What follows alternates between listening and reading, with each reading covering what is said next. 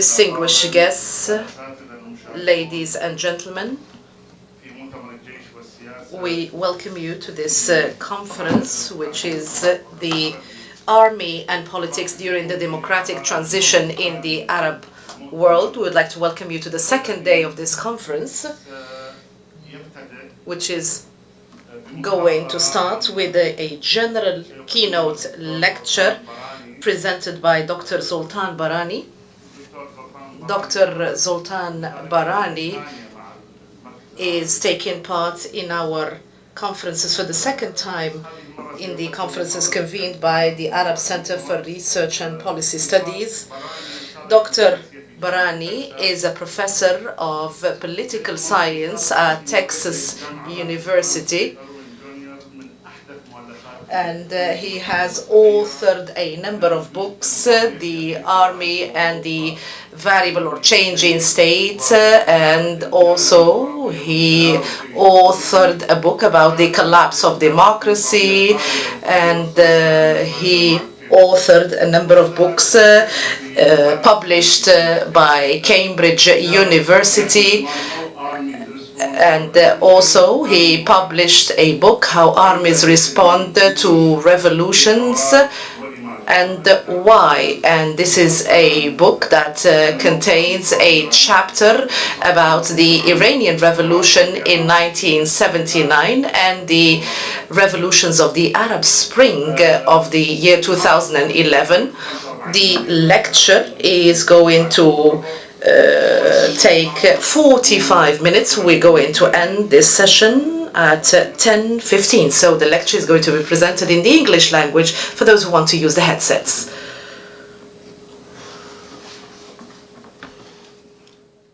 Well, thank you, first of all, for inviting me. It's a pleasure to be here and a privilege to speak to you. I was here for the first time at the Doha Institute in December of 2012, and things were just beginning then. And 4 years later, it has become a real force in the intellectual life of the Arab world, and it is really a big deal what has been accomplished here. So today I will speak to you about armed forces in political transitions, more generally, but I will have some comments about the Arab world. But I suspect that you know a lot more about individual Arab countries than I do, so perhaps we can put things in context. But first I'd like to talk about civil-military relations in transitions, and then move on to democratization, the process of democratization, and what it means for armies. And then finally I will have some notes on the Arab world. So first, civil-military relations and political transitions.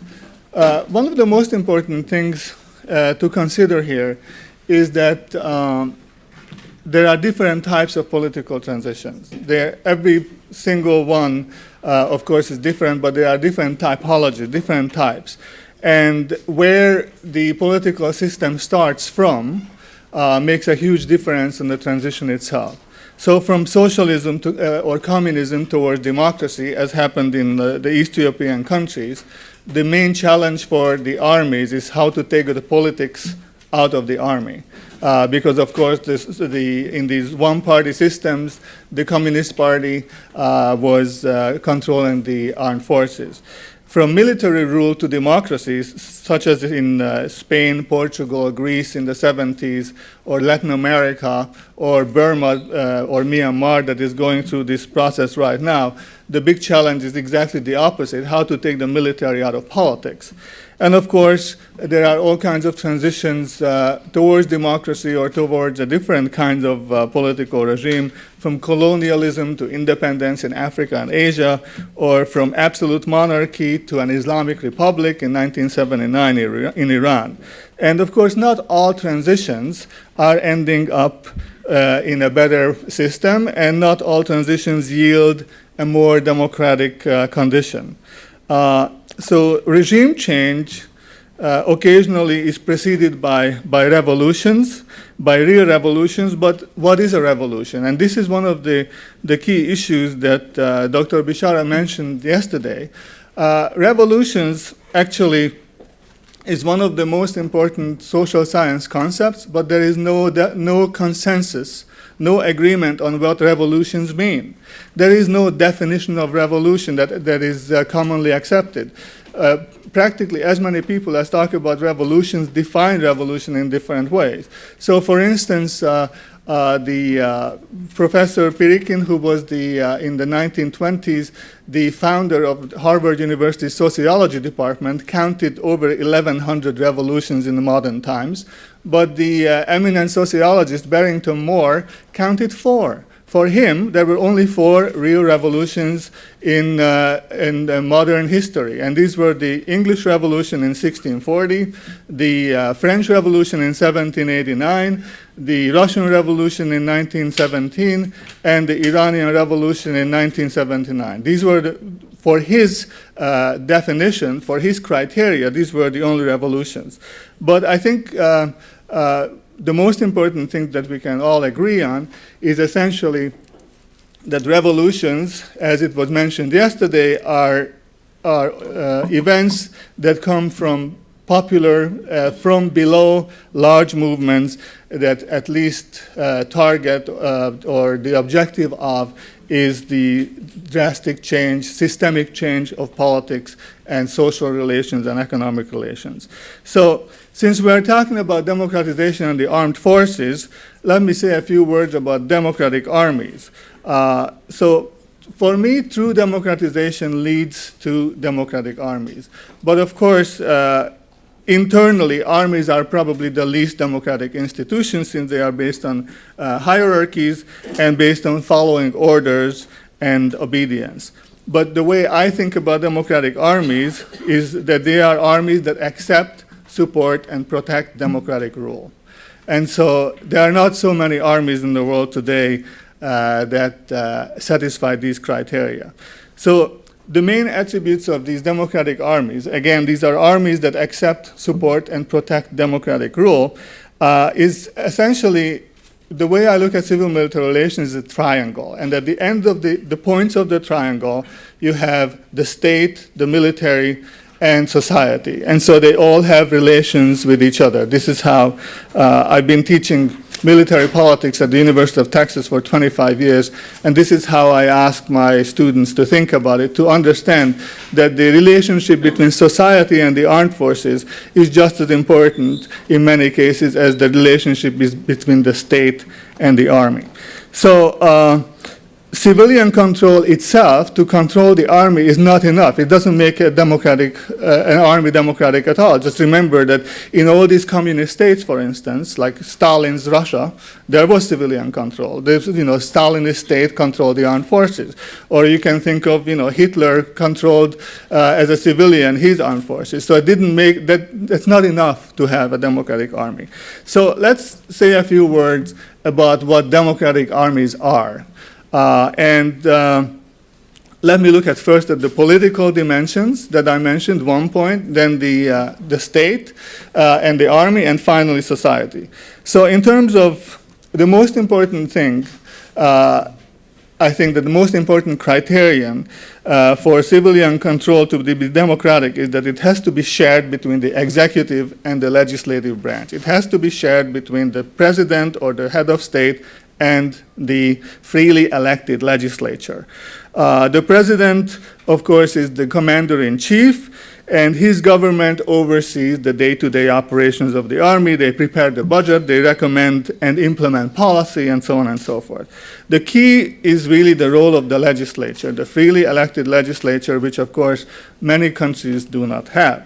And so this legislature actually has a major impact on foreign policy, on military policy. It can call on members of the executive branch, such as the defense secretary or the minister of defense, to testify in front of legislative committees.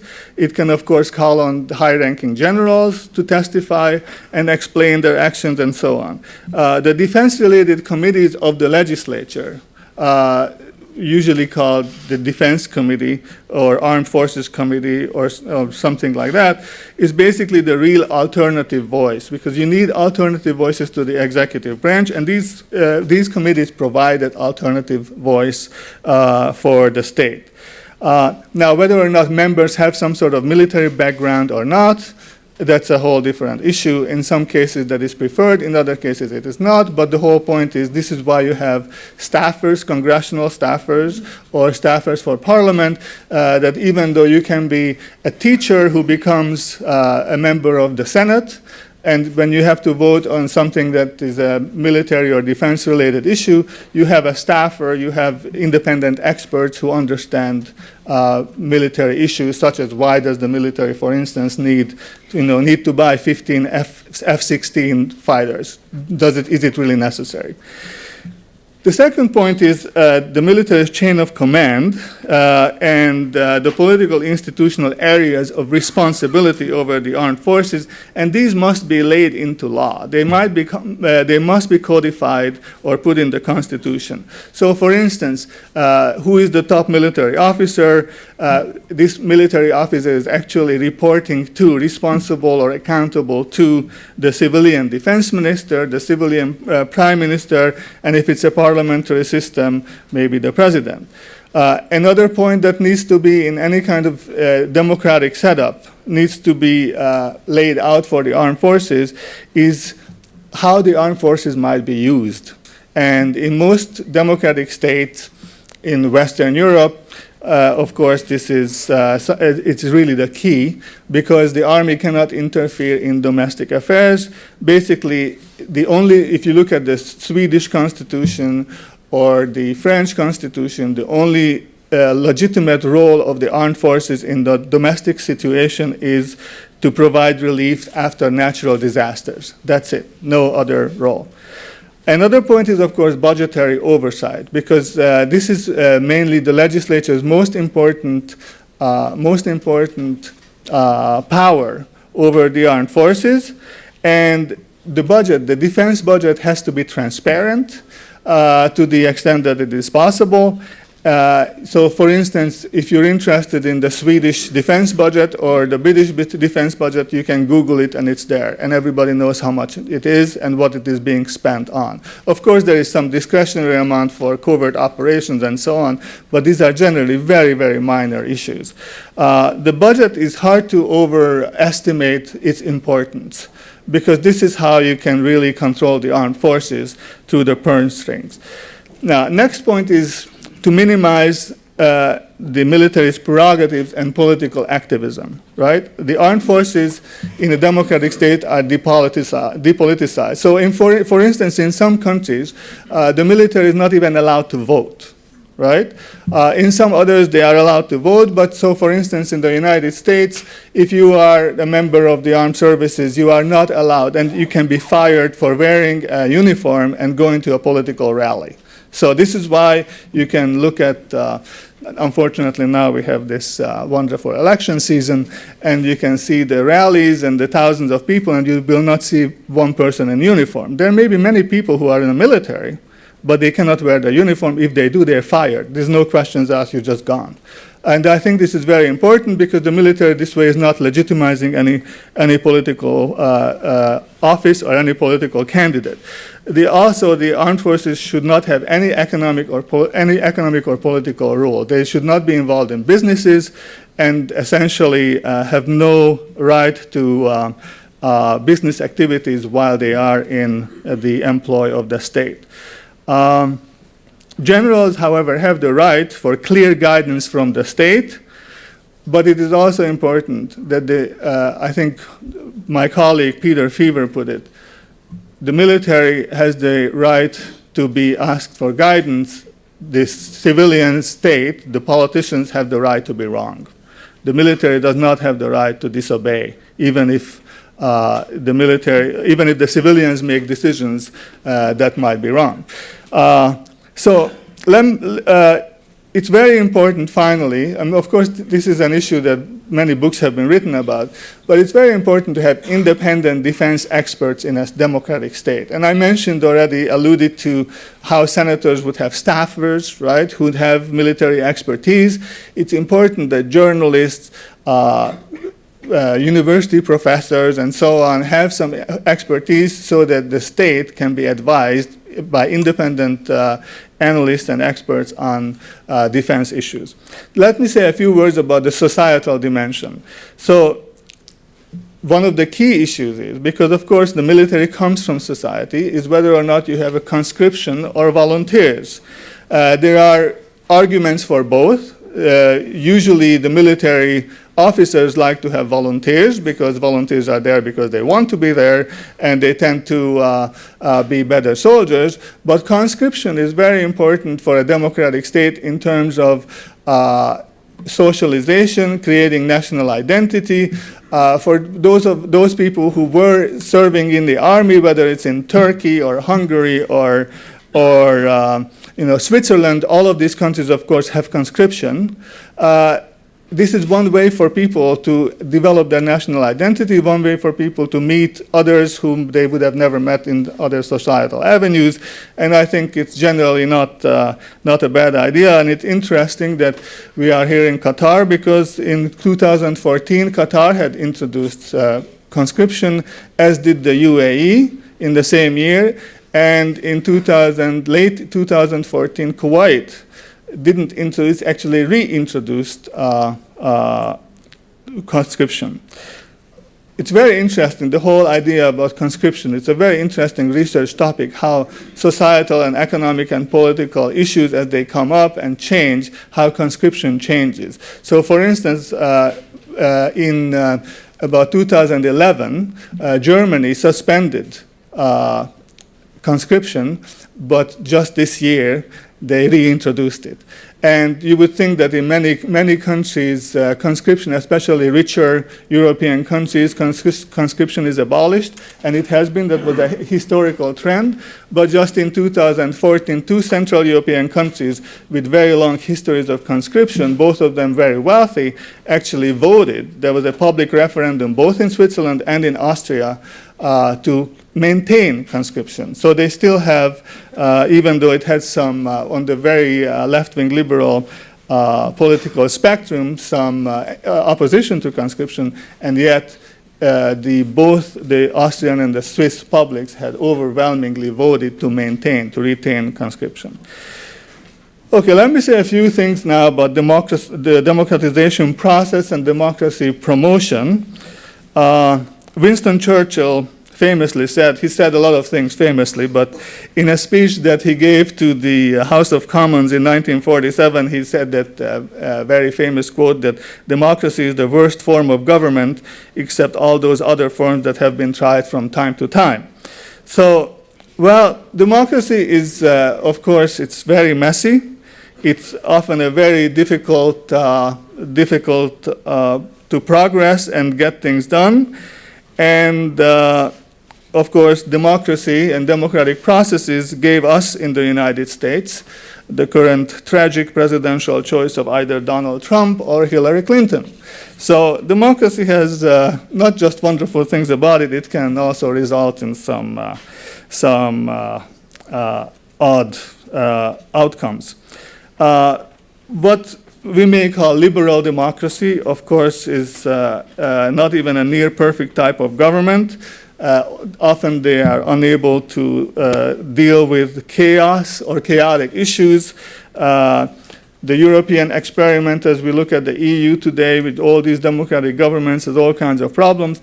And I think that most people in the world, not just in democracies, especially in developing countries, care a lot more about issues such as prosperity, stability, and predictability than such political rights as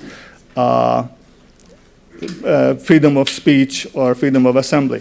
I also teach undergraduates at the University of Texas every year, and often I give them an experiment. I tell them that if I give you $25,000 a year, would you give up your political rights?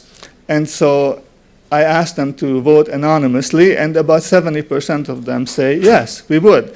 Of course, now this is very important. So these are children. They are 18, 19-year-old kids, and they don't have a lot of money. So $25,000 for them is a lot of money. But I tell them that I'm almost assured that if I would say to your parents that if I give you $250,000, would you give up your political rights? And of course, I'm very confident that the vast majority of people would give up their political rights. So I really think that this whole idea of democracy promotion, and this is why I edited a book called Is Democracy Exportable? I don't really think it is, or certainly not the West European or American type of democracy is not exportable. And I firmly believe, but there are a lot of people who disagree with me, that when you go to Afghanistan, what Afghans want is peace, predictability, stability, prosperity for their children, and everything else about speaking their minds and being able to vote is secondary for them. But I may be wrong. Let me say just that in terms of the military democratization, it is important to remember, of course, that it is the only institution, the only state institution that can actually destroy the state. So is it therefore anti-democratic that certain groups of people who can be expected to overthrow the state, if given a chance, are not given a chance by the ruling elite? So perhaps would you want to blame those ruling elites that, as in some countries in the Middle East with major sectarian problems and so on and so forth, simply do not allow some members of minorities or majorities, that might be the case, to serve? This is actually something that has lots of historical precedents. I'm thinking, for instance, of the Soviet Union. Throughout its 70-year-long existence, the Soviet Union, with a very large Muslim population and growing Muslim population, of course, as history progressed, did not allow its Muslim citizens from Central Asia to bear arms.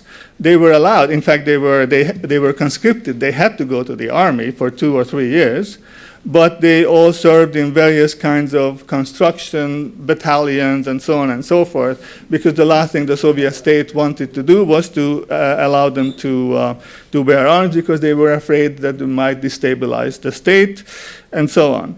So whether this is anti-democratic or is it perhaps the right of rulers to defend themselves is something that I think is important to think about. So let me say a few words now about the Arab countries, or at least a couple of the Arab countries, particularly since 2011. So the great success story in terms of democracy, and of course in terms of military democratization, as we all know, unfortunately there is only one, and that is Tunisia, where things are going rather well, even as far as democratization is concerned, and even as far as the military democratization is concerned. The